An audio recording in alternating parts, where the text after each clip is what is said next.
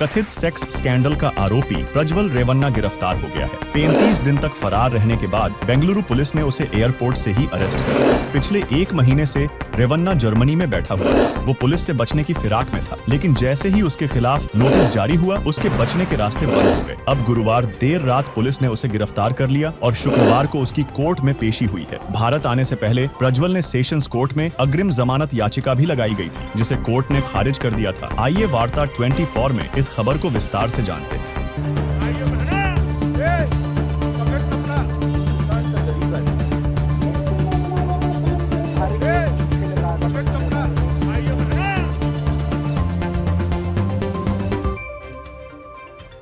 Karnataka sex scandal के मुख्य आरोपी सांसद प्रज्वल रेवन्ना 35 दिन बाद गुरुवार रात जर्मनी से भारत पहुंचे। बेंगलुरु के कैंपेगौड़ा एयरपोर्ट पर फ्लाइट लैंड होने के बाद रात करीब 1 बजे एसआईटी ने उन्हें कस्टडी में ले लिया। प्रज्वल को टीम एसआईटी ऑफिस ले गई, जहां उन्हें रात भर रखा गया। शुक्रवार को पूछताछ से पहले एसआईटी प्रज्वल को बोरिंग और लेडी कर्जन हॉस्पिटल में मेडिकल के लिए ले गई है। वहीं उनके वकील अरुण भी सीआईडी ऑफिस में मौजूद हैं। जानकारी के लिए बता दें कि प्रज्वल ने पहले ही संकेत दे दिया था कि वो सरेंडर करने वाला है। उसने कुछ दिन पहले अपना वीडियो शेयर करके कहा था कि वो 31 मई को 10 बजे एसआईटी के सामने सरेंडर करेगा। प्रज्वल कर्नाटक से हासन से जेडीएस के सांसद है और इस बार एनडीए के उम्मीदवार है। हालांकि पार्टी ने उसे अब सांसद पद से निलंबित कर दिया है। पार्टी प्रमुख और प्रज्वल के दादा एचडी देवगौड़ा ने भी अपने वीडियो मैसेज के जरिए प्रज्वल को जांच में पुलिस को सहयोग करने के लिए भारत आने को कहा था। अब समझने वाली बात यह है कि रेवन्ना पर कई गंभीर आरोप लगे हुए हैं। उस पर महिलाओं के साथ रेप करने का आरोप तो है ही, उसके साथ साथ उन्हीं पीड़ित महिलाओं को ब्लैकमेल करने का आरोप भी लगा हुआ है। इस मामले में उसके पिता भी एक आरोपी हैं,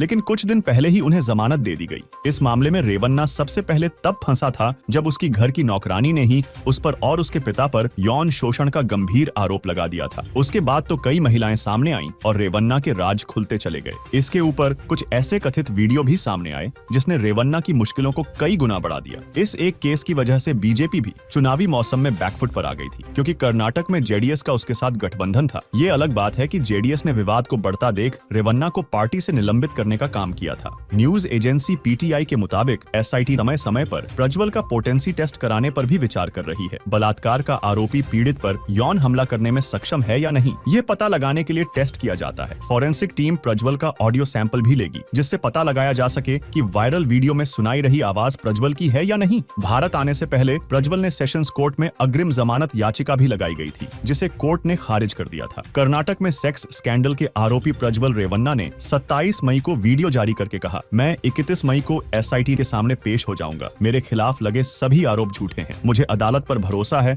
और विश्वास है कि मैं अदालत के जरिए झूठे मामलों से बाहर आऊंगा। प्रज्वल का भारत लौटने का बयान वाला वीडियो पूर्व प्रधानमंत्री एचडी देवगौड़ा और उनके दादा की 23 मई को दी चेतावनी के 3 दिन बाद आया था। देवगौड़ा ने कहा था कि प्रज्वल भारत लौट आए और जांच का सामना करे। इस मामले की जांच में हमारे परिवार की तरफ से कोई दखलंदाजी नहीं की जाएगी। वैसे चुनाव में भी रेवन्ना का ये स्कैंडल बड़ा मुद्दा बन चुका है। विपक्ष द्वारा सीधे पीएम मोदी और बीजेपी पर हमला किया गया है। राहुल गांधी ने इस केस को सीधे सीधे महिला सुरक्षा से जोड़ दिया था और अपनी हर रैली में प्रमुखता से इस मुद्दे को उठाया। मीडिया के सामने भी जब किसी मुद्दे पर उनसे सवाल हुआ, उन्होंने सिर्फ रेवन्ना केस का जिक्र कर बीजेपी को घेरने का काम किया। बाकी आपका इस खबर पर क्या विचार है, हमें कमेंट में बताएं और वार्ता 24 न्यूज चैनल को सब्सक्राइब करें। आप देख रहे हैं वार्ता 24।